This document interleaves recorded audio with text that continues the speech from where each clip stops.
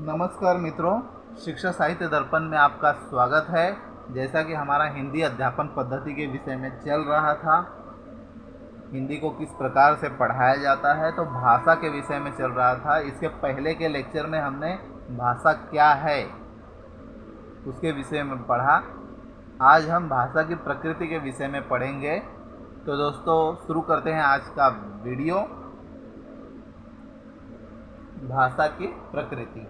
भाषा का महत्व जानने के उपरांत यह जानना आवश्यक है कि भाषा का जन्म, विकास और इसका स्वरूप क्या है।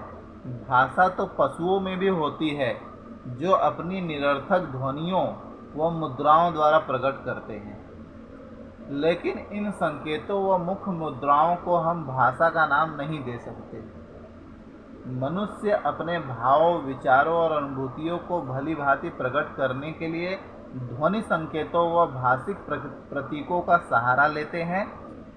बाबूराम सक्सेना ने उचित लिखा है कि जिन ध्वनि चिन्हों द्वारा मनुष्य परस्पर विचार विनिमय करता है, उसे भाषा कहते हैं। भाषा के मुख्यतः दो आधार हैं, मानसिक आधार, भौतिक आधार। मानसिक आधार में देख लेते हैं दोस्तों। मानसिक आधार भाषा का आत्म पक्ष है और भौतिक आधार उसका शरीर पक्ष है। वक्ता भौतिक आधार के सहारे ही अपनी बात श्रोता तक पहुंचाता है। इस अभिव्यक्ति के लिए वक्ता कुछ ध्वनियों का सहारा लेता है। उक्त ध्वनियाँ वक्ता में विचारों व भावों को श्रोता तक पहुंचाती हैं और इन्हीं ध्वनियों द्वारा श्रोता वक्ता के कथन को ग्रहण करता है। इसे मौखिक भाषा का रूप कहा जाता है। और जब मौखिक विचारों को किसी भी लिपि में लिखकर दूसरे तक पहुंचाते हैं, तो यह भाषा का लिखित रूप है। लिखित रूप अधिक स्थायी माना जाता है। साहित्य संबंधी ज्ञान लिखित रूप में ही सुरक्षित रखा जा सकता है। यह भाषा के मुख्य आधार है। भाषा की वास्तविक प्रकृति निम्न प्रकार से समझ सकते हैं। अब भाषा की वास्तविक प्रकृति को हम समझ रहे हैं। पहला है, भाषा एक व्यवस्था। हर भाषा में एक व्यवस्था, एक संगठन और उनके अपने कुछ नियम होते हैं, जिनके आधार पर वाक्यों की रचना होती है। उदाहरण, सोनिया विद्यालय जाती है। Sonia goes to school. Hindi के वाक्य में शब्दों का क्रम कर्ता, कर्म और क्रिया है, जबकि अंग्रेजी भाषा में शब्दों का क्रम बदल गया है। इसमें कर्ता के बाद पहले क्रिया का प्रयोग होता है और बाद में कर्म का। दूसरा है, भाषा प्रतीकों व ध्वनियों की व्यवस्था। यह सर्वविदित है कि वाक्यों की रचना शब्दों द्वारा होती है। ये शब्द क्या हैं?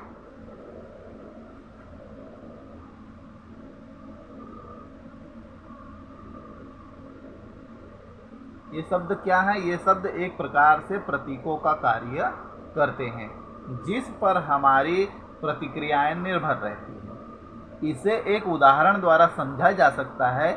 यदि माँ अपनी बेटी से कहती है कि मुझे खाना दो, यहाँ खाना वह प्रतीक है जिसे सुनने वाला सुनकर समझकर तुरंत खाना लाकर देता है। इससे स्पष्ट हो जाता है कि भाषा में प्रतीक व ध्वनियाँ महत्वपूर्ण कार्य करती हैं। तीसरा है,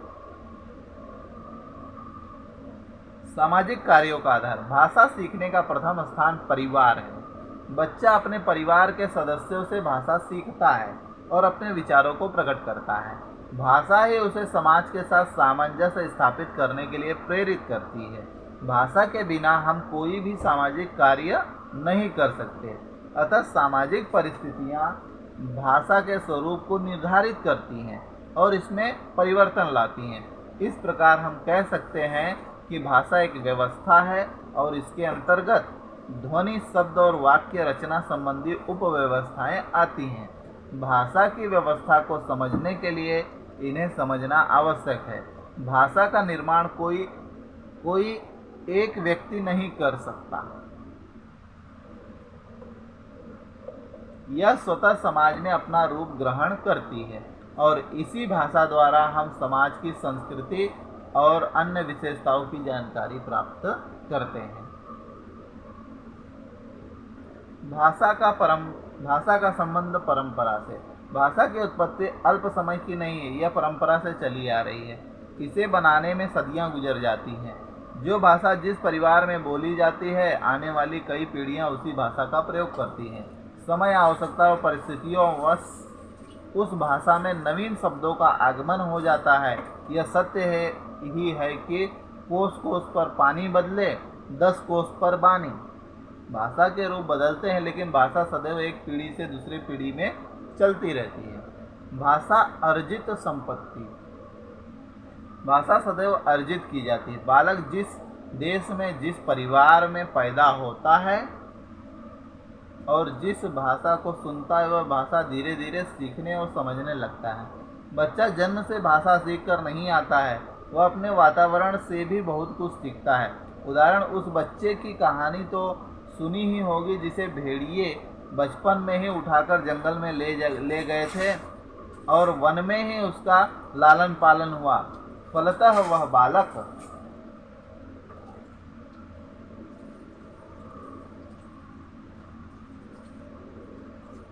बालक पशुओं की भाषा और संकेतों को भली प्रकार समझने लगा, लेकिन उसे अपने माता पिता की भाषा का ज्ञान नहीं हुआ। अतः स्पष्ट है कि भाषा कोई पैतृक संपत्ति नहीं है, बल्कि अर्जित संपत्ति है। और जिस तरह के वातावरण में किसी बालक को रखा जाता है, वह उसी प्रकार की भाषा बोलने लगता है। इसका निहितार्थ यह भी है कि हम शिक्षक होने के नाते यह ध्यान रखें कि बच्चे को विद्यालय में एक स्वस्थ और सुसंस्कृत वातावरण मिले, जिससे उसे सभ्य और शिष्ट भाषा के अर्जन का सुअवसर प्राप्त हो। भाषा अनुकरण जन्य प्रक्रिया है। बालक जब जन्म लेता है, केवल ध्वनियाँ अपने साथ लाता है।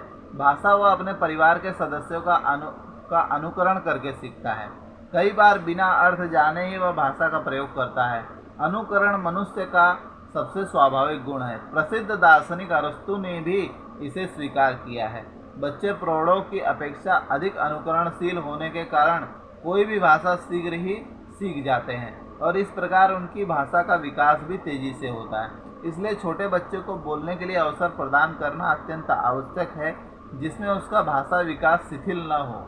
हम शिक्षकों का कर्तव्य है कि जितनी शुद्ध व स्पष्ट भाषा का प्रयोग करेंगे, छात्र उसी भाषा का अनुकरण करेंगे और जीवन में उसका उपयोग करेंगे। भाषा सतत परिवर्तनशील प्रक्रिया।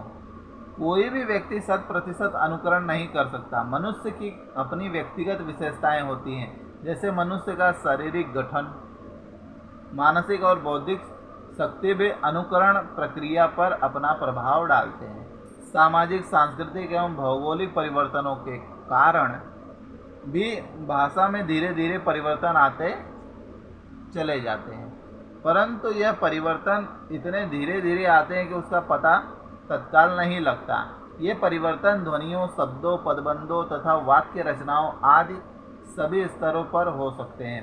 कबीर, सुर, तुलसी, रहीम, रसखान आदि द्वारा लिखे गए लेख और कहानियों को यदि आज के साहित्य की भाषा से तुलना करें तो हम इन परिवर्तनों का सहज ही अनुमान लगा सकते हैं। भाषा का कोई अंतिम रूप नहीं होता। भाषा एक नदी के जल के समान प्रवाहमान है, अतः उसका कोई अंतिम रूप नहीं होता। जिन भाषाओं को व्याकरण के नियमों में बांधकर बहुत अधिक नियमित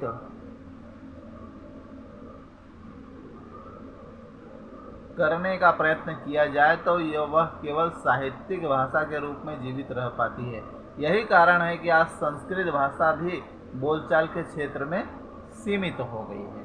तो दोस्तों, आज हमने भाषा की प्रकृति के विषय में जाना कि भाषा की प्रकृति क्या होती है।